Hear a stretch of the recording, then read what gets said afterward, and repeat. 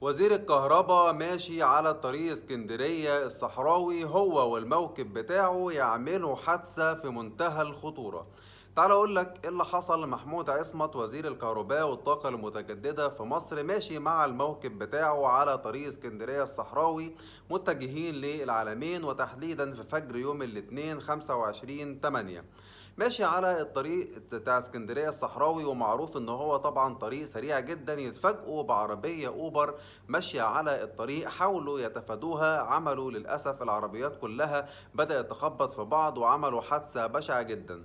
للأسف 4 من طاقم الحراسة بتاع الوزير مع السواق كمان بتاع الوزير اتصابوا إصابات خطيرة جدا.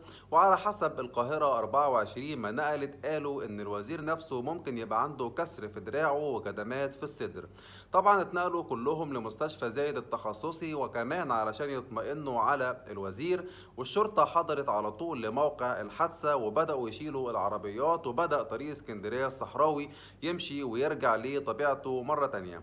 لكن في النهاية الأقاويل والأخبار قالت إن وزير الكهرباء بصحة جيدة، وإن هو الحمد لله طلع من الحادثة ديت سليم.